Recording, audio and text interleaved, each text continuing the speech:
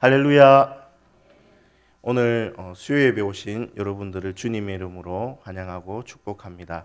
오늘 말씀을 통해서 또 아버지 하나님의 그 마음을 알고 또 하나님께서 주신 그 은혜를 우리가 함께 경험하고 누리기를 예수님의 이름으로 축복합니다. 아멘. 하나님께서는 이 세상을 향하여서, 우리를 향하여서 꿈이 있으시고 하나님께서 세우신 이런 계획들이 있습니다. 그것은 바로 하나님께서 택하신 모든 민족들, 택하신 하나님의 모든 세대와 이 자녀들이 예수님을 믿고 구원받아 하나님께 찬양을 드리는 것입니다. 모든 각 나라의 방언으로 온 마음을 다해서, 진심을 다해서 오직 참되신 하나님께 찬양을 올려드리고 예배를 드리는 것을 하나님은 바라고 계십니다. 그것을 지금도 바라보고 계시고 꿈꾸고 계십니다. 그리고 하나님께서는 이 꿈을 이루시기 위해서 구약에서 앞으로 오실 예수 그리스도에 대해서 예언하셨고, 신약 때에 그 예수 그리스도의 약속과 예언이 성취되었습니다. 예수님은 이 땅에서 하나님의 이 꿈을 실현시키기 위해서 이 땅에 내려오셨고 또 소수의 제자들을 택하셨습니다. 그리고 오늘 본문 요한복음 14장 12절에 이렇게 말씀하십니다. 내가 진실로 진실로 너희에게 이르노니 나를 믿는 자는 내가 하는 일을 그도 할 것이요 또한 그보다 큰 일도 하리니 이는 내가 아버지께로 감이라. 요한복음 14장, 15장, 16장은 예수님께서 십자가에 달리시기 전에 마가의 다락방에서 마지막 제자들에게 고별 설교를 한 그런 말씀입니다. 그리고 이때에 이 마가의 다락방의 이때에 가룟 유다는 예수님을 팔기로 작정하고 다락방을 떠났습니다. 그리고 정작 제일 중요한 것은 예수님은 이제 공생의 사역을 다 마치시고 구약에서 예언하신 것들을 다 이루셨기 때문에 다시 하나님 우편으로 제자들을 두고 올라가셔야 했습니다. 예수님이 이제 이 땅을 제자들을 두고 떠나신다는 것입니다. 베드로는 예수님을 지킨다고 호언장담했고 그랬었지만 우리가 잘 알듯이 겟세마네 동산에서 예수님을 잡으러 병사들이 왔을 때 모두 혼비백산 도망하고 예수님을 버리고 다 도망가 버렸습니다. 그런데 예수님은 이런 제자들에게, 이런 형편없는 제자들에게 너희들이 앞으로 내가 하는 일도 할 것이고 그리고 내가 했는 것보다 더 큰 일도 너희들이 할 것이다. 예수님이 이렇게 말씀하시는 것입니다. 예수님이 이 땅에 오셔서 하신 일이 무엇입니까? 기적을 행하셨습니다. 소경의 눈을 뜨게 하시고 안전뱅이를 일어서게 하시고 귀신 들린 자는 귀신을 물리치게 하셔서 정신을 온전케 하셨고 온갖 모든 병과 약한 것들을 고치셨습니다. 그 왜 이런 기적을 행하셨습니까? 복음을 믿게 하기 위해서. 복음을 믿게 하기 위해서 이 기적들을 예수님은 행하셨던 것입니다. 그리고 제자들에게 나를 믿는 너희들이 이보다 더 큰 일도 한다. 이렇게 말씀하셨습니다. 여기서 이 큰 일은 무엇일까요? 두 가지 의미가 있습니다. 한 가지는 이 복음입니다. 또 한 가지는 복음을 전하는 데에 제한적이지 않다라는 것입니다. 우선 큰 일은 복음을 전하는 것, 예수님을 전하는 것이 바로 이 큰 일입니다. 예수님이 누구시고 왜 이 땅에 오셨고 왜 십자가에 달려 죽으시고 부활하시고 승천하시고 그리고 예수님은 올라가신 그대로 다시 내려오시는지 이 사실을 세상 사람들에게 전하는 것입니다. 그리고 두 번째로 이 큰 일의 의미는 제한적이지 않다라는 것입니다. 예수님께서 이 땅에 오셨을 때 예수님은 복음을 전하시는데 그 복음을 전하시는 장소가 한정되어 있었습니다. 왜냐하면 예수님이 육신을 입으시고 오셔서 시간과 환경과 이런 것에서 이제 제한적이신 것입니다. 이쪽으로 동쪽으로 가셔서 복음을 전하시면 서쪽으로는 가지는 못하는 겁니다. 그리고 하루 동안 가는 그 복음을 전하는 시간도 한정되어 있습니다. 그래서 예수님은 주로 이 한정적인 이 시간들 가운데서 이 갈릴리 호수 근처에서 많은 기적과 이 복음을 전하셨습니다. 그런데 예수님께서 이제 하나님 우편으로 올라가시면 예수님을 믿는 사람들이 예수님이 하시는 일들을 할 것이고, 그리고 이보다 큰 일도 한다는 것입니다. 예수님의 이 제한적인 복음 사역을 제한적이지 않고 이제 이 제한적이지 않다는 것이죠. 예수님을 믿는 사람들이 그 있는 곳에서 동시다발적으로 방방곡곡 예수님을 전하게 되는 것입니다. 그런데 예수님은 이제 하늘로 올라가시는데, 그렇다면 예수님이 하시는 일도 그렇고 예수님이 하신 일들보다 이 큰 일도, 그 다음에 연약한 제자들이, 또 앞으로 나를 믿는 너희들이라고 하셨는데, 그러면 이 연약한 이 하나님의 자녀들이 어떻게 이 일들을 감당할 수 있을까요? 바로 예수님께서 하나님 아버지께 부탁하여 이 성령을 보내주셨기 때문입니다. 예수님 대신에 성령께서 우리에게 오셨습니다. 그래서 우리가 예수님이 하시는 일뿐만 아니라 예수님이 하신 일보다 더 큰 일도 우리가 감당한다는 것입니다. 이 성령은 오래전 하나님의 계획 안에 있었습니다. 하나님의 이 꿈을 실현하시기 위해서 아주 중요한 분이 바로 이 성령 하나님이십니다. 먼저 구약에서 이 성령 하나님에 관하여 잠시 보도록 하겠습니다. 모세 때의 일을 먼저 보게 되면, 모세는 구약을 대표하는 선지자입니다. 그리고 사도 바울은 광야에서 200만 이상 되는 이 이스라엘 백성들을 이끌었는데, 모세가 당시 이 이스라엘 공동체를 광야 교회라고 했습니다. 그 모세 한 사람이 200만 이상 되는 이 어마어마한 광야 교회를 이끌어가고 있었습니다.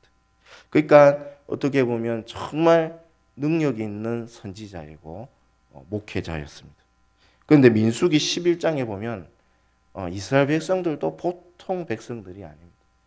그렇게 홍해를 건너고 만나를 먹고 했는데 허구한 날 원망하고 불평하고, 그러다가 이제는 민수기 11장에서 고기를 달라고, 광야 그 한 곳에서, 풀도 한 폭이 없는 그곳에서 고기가 먹고 싶다고 고기를 달라고, 애굽에서는 이것도 먹고 저것도 먹고 먹지도 않았는데 그거 먹었다고 거짓말까지 치면서 모세를 아주 힘들게 했습니다.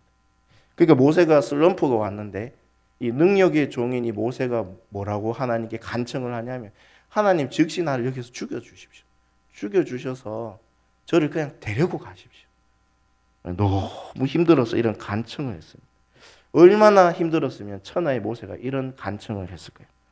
그런데 하나님께서는 이 모세 간청을 들으시고 이 모세 말고 70명의 장로들을 모세와 동역할 수 있도록 세워주었습니다. 그 방법이 무엇인가 하면 바로 하나님께서 70명의 이 장로들에게 성령을 주시는 것입니다. 민수기 11장 16절에 보면 여호와께서 모세에게 이르시되 이스라엘 노인 중에 내가 알기로 백성의 장로와 지도자가 될 만한 자 70명을 모아 내게 데리고 와 회막에 이르러 거기서 너와 함께 서게 하라. 내가 강림하여 거기서 너와 말하고 내게 임한 영을 그들에게도 임하게 하리니 그들이 너와 함께 백성의 짐을 담당하고 너 혼자 담당하지 아니하리라. 모세가 하나님의 일을 감당할 수 있었던 것은, 모세가 200만 명 이상 되는 이스라엘 백성들을 이 가나안 땅으로 이끌어갈 수 있었던 그 비결은 모세의 능력이 아니라 하나님께서 그에게 하나님의 영을 부어주셨기 때문입니다. 그런데 이제는 이 70명의 장로들에게도 성령을 주셔서 모세와 함께 동역자로 세워나가는 것입니다. 모세 혼자 많이 외롭고 힘들었는데 무려 70명의 이 동역자들을 붙여주시니 모세의 어깨의 짐도 한결 가벼워졌을 것입니다. 그런데 모세는 70명의 장로들이 성령이 임한 것도 감사했지만 모세 마음에 이런 소원이 있었습니다. 70명뿐만 아니라 여기 있는 200만 명 이상 되는 모든 이스라엘 백성들이 다 이렇게 성령을 받으면 좋겠다. 이런 마음이, 간절한 마음이 들었습니다. 민수기 11장 29절에 보면 모세가 이제 그에게 이르되 네가 나를 두고 시기하느냐 여호와께서 그의 영을 모든 백성에게 주사 다 선지자 되게 하시기를 원하노라. 모세가 이제 여호수아에게 이런 말합니다. 성령을 모든 백성에게 주사 다 선지자 되기를 원하노라. 모세의 마음이었습니다.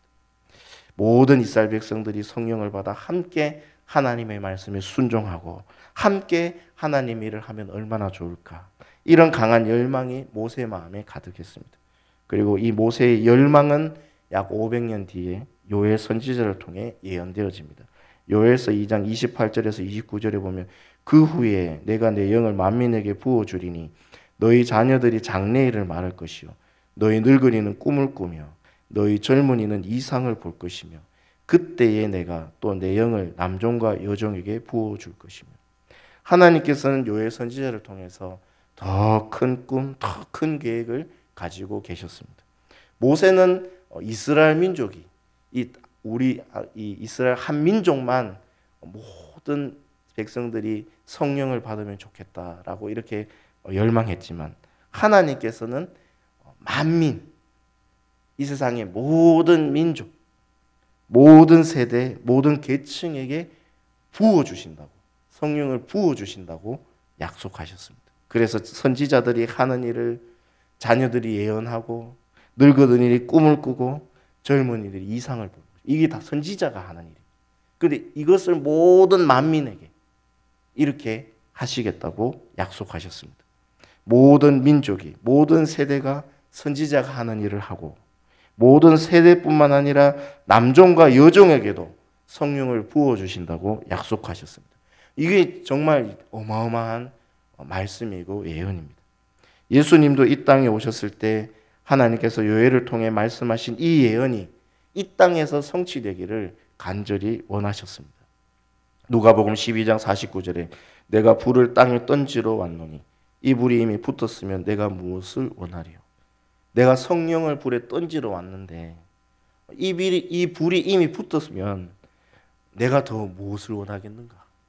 예수님도 모세보다 이 요엘 선지자의 예언이 빨리 성취되기를 원하셨던 것입니다.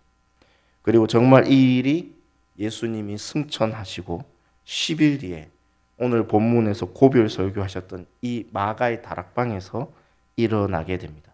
우리가 잘 아는 말씀으로 사도행전 1장 8절에 오직 성령이 너에게 마시면 너희가 권능을 받고 예루살렘과 온 유대와 사마리아와 땅끝까지 이르러 내 증인이 되리라.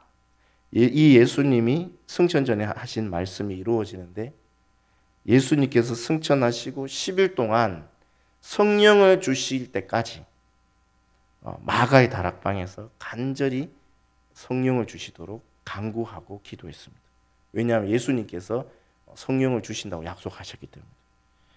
그리고 10일 뒤에 오순절날 우리가 잘 알듯이 거기서 기도했던 120명의 성도들이 모두 예수님의 약속대로 성령을 받았습니다. 예수님은 성령이 임하게 되면 권능을 받게 된다고 말씀하셨는데 이것은 예수님께서 이 땅에 행하신 이 기적들, 소경이 눈을 뜨고 안전뱅이가 일어서고 온갖 악한 것과 약한 것들이 치유되는 그런 역사들입니다.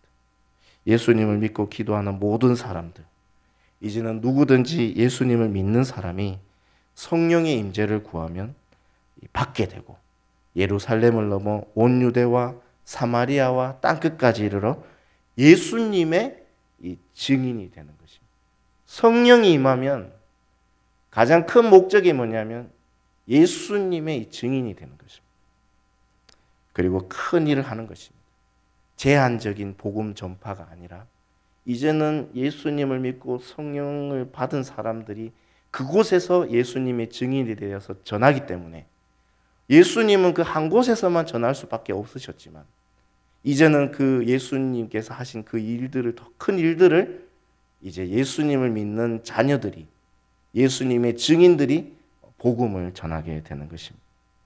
마가의 다락방에서 120명의 성도들이 성령 받고 15개국의 방언으로 기도했습니다. 이 큰 소리 듣고 사람들이 몰려와 보니 마치 우리가 잘 알듯이 술에 취한 사람처럼 막 방언을 이렇게 하는 것입니다. 그런데 각국의 유대인들이 오순절을 지키기 위해서 예루살렘에 왔던 유대인들이 자기들이 살고 있었던 이제 외국에서 이제 예루살렘으로 왔기 때문에 그 15개국에서 살았던 사람들이 이 술에 취하듯이 말하는 이 방언을 듣고 있는 것입니다. 이게 뭐냐면 예수님이 하나님의 아들이고 예수님이 구원자다. 이 복음을 15개국의 방언으로 이렇게 듣게 된 것입니다. 그래서 사도행전 2장 11절에 보면 우리가 다 각 언어로 하나님의 큰 일을 말함을 듣는도다. 큰 일을 듣는도다. 복음을 듣는도다. 그래서 성령이 하시는 일이 무엇인가? 궁극적의 목적은 성령은 예수님을 전하는 것입니다. 그래서 우리가 성령의 임재를 늘 구해야 합니다. 이제 마지막으로 이 성령 세례와 이 성령 충만에 대해서 말씀을 드리고 마치려 합니다. 첫 번째로 이 성령 세례는 우리가 예수님을 믿을 때 나타나는 거듭남입니다. 중생입니다. 예수님을 믿으면 우리 영혼이, 죽은 영혼이 살아납니다. 바뀌게 되는 것입니다. 그게 다시 태어난다 해서 다시 중자에 날생자입니다. 거듭난다는 것이죠. 고린도전서 12장 13절에 보면 우리가 유대인이나 헬라인이나 종이나 자유인이나 다 한 성령으로 세례를 받아 한 몸이 되었고 또 다 한 성령을 마시게 하셨는지라. 예수님을 믿으면 성령께서 우리 마음에 들어오십니다. 이게 내주라고 합니다. 그러면 우리 영혼은 말씀드린 대로 새롭게 변화됩니다. 그러면 새로운 피조물이 되는 것입니다. 그래서 우리가 유대인이나 헬라인이나 종이나 자유인이나 다 한 성령으로 세례를 받았다는 말은 예수님을 믿어서 이제 중생 거듭났다는 것이죠. 그래서 예수님과 한 몸이 되고 또 한 성령을 마시게 됐습니다. 이것을 보통 이제 제1축복이라고 말합니다.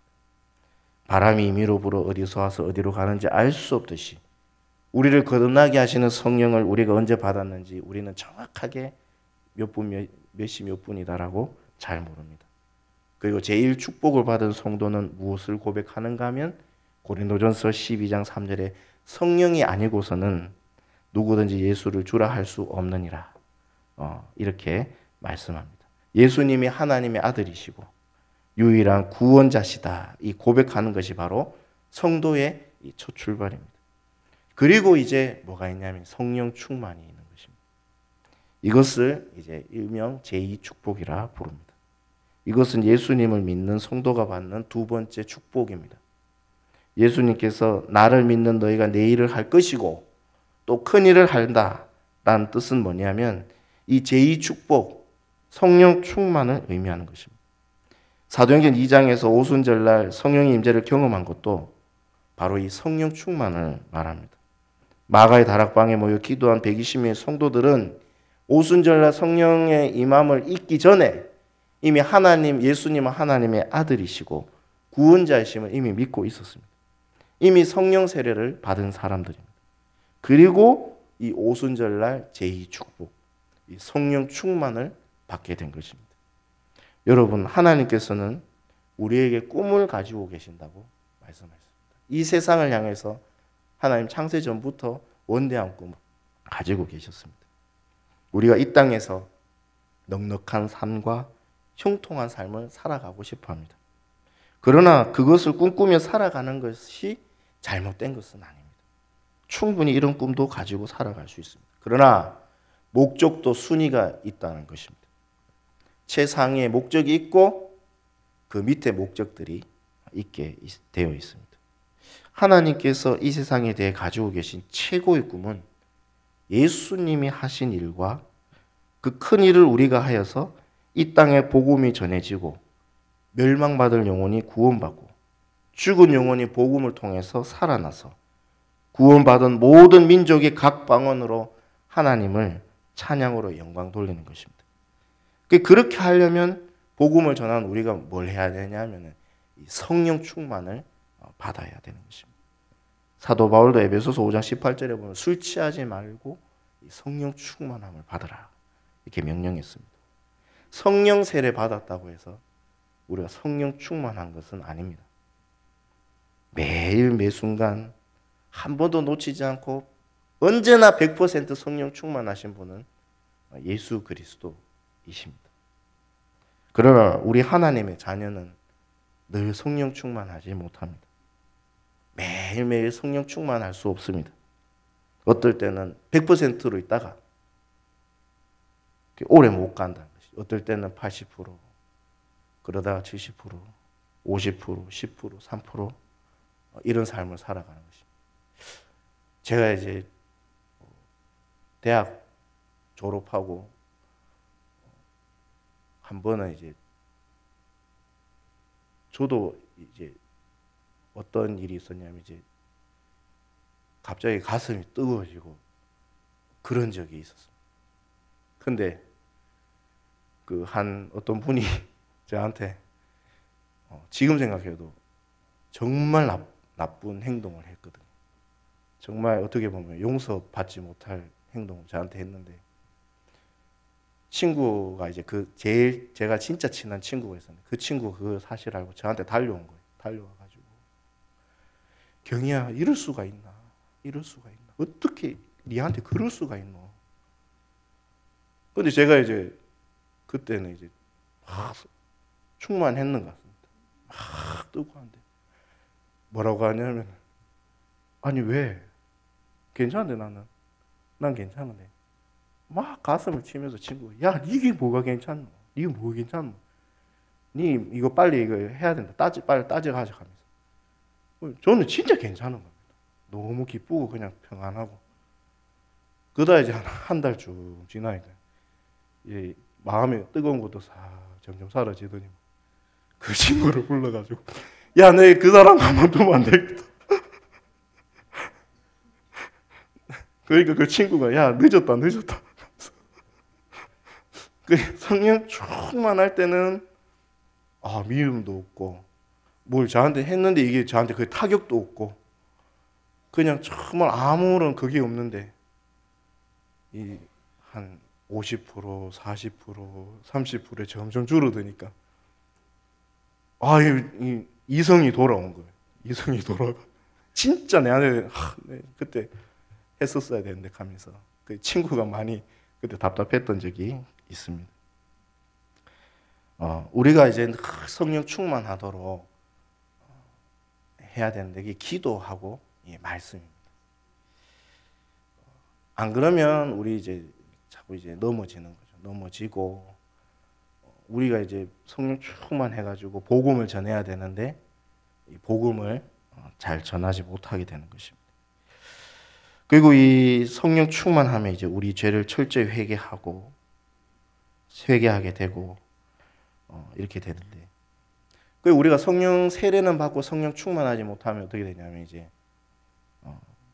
베드로처럼 이제 예수님 3번 부인하기도 하고 부활하신 예수님 충분히 봐놓고 막 못자국 난데 손도 넣어보고 옆구리에 넣어보고도 했는데도 물고기 잡으러 가자 하고 그냥 이제 갈릴리 호수로 가버리고 그 예수님을 보호해야 되는데 예수님 잡으러 병사들이 오니까 다 놔버리고 혼비백산 해가지고 도망가게 되는 거지. 그러나 이제 성령 충만하면 강하고 담대한 마음이 생기고 죄들이 끊어지고 회개하고 어려운 상황인데도 평안과 기쁨을 이렇게 마음에서 주시는 것입니다. 방언이나 예언이나 이런 치유 같은 능력도 일어나고 제 아는 저희가 기도 모임이 있었는데 기도를 막 하는데 중국어로 막 방언을 하는 거예요. 그 깜짝 놀래가지고 니 무슨 말인 줄 아나니 물어보니까 자기는 모르겠대요. 모르겠는데 기도만 하면 중국어가 나와. 중국어로 이렇게 기도를 한다. 그죠? 저도 그게 참 놀랐는데 그런 일들도 이제 일어나고. 그 제일 중요한 건 뭐냐면 복음 전하는데 위축되지 않고 부끄러워하지 않고 복음 전하는데 강하고 담대하게 전하게 되는 것입니다. 그래서 우리가 예수님께서 말씀하신 그 큰 일, 바로 복음을 전하는 일. 그래서 우리는 그 큰 일을 하기 위해서 하나님의 그 원대한 꿈을 우리가 이루어 드리기 위해서 늘 성령 충만해야 되는 것입니다. 우리는 연약해서 늘 성령 충만할 수 없습니다. 그러나 우리는 성령 충만해야지 능력 있는 삶을 살고 예수님을 전하는 증인이 될 수 있는 것입니다. 성령 충만 받는 비결은 아까 말씀드렸지만 이 말씀과 기도입니다. 이것을 가까이 할 때 성령 충만을 주시는 것입니다. 하나님께서는 이 세상에 대한 큰 목적, 큰 꿈을 우리에게 보여주십니다. 그것은 성령 충만한 우리를 통해서 한 영혼 한 영혼이 장소와 환경에 구애받지 않고 복음을 전하게 돼서 죽은 영혼들이 다시 살아나고 그들이 다 구원받아서 모두 다 각 방언으로 하나님을 찬양하는 것입니다. 그래서 모든 민족이 주께 돌아오고 각 나라의 방언으로 하나님을 진심으로 찬양하고 영광 돌리는 것, 하나님께서는 그것을 바라보고 계시고 또 우리가 그것을 도구로, 하나님의 그 복음의 통로로, 복음의 도구로 사용되기를 원하고 계시는 것입니다. 우리가 성령 충만하여 하나님의 이 꿈을 이루어드리는 우리 복된 하나님의 자녀, 또 성령 충만한 하나님의 자녀가 되시기를 예수님의 이름으로 축복합니다. 아멘. 기도하겠습니다.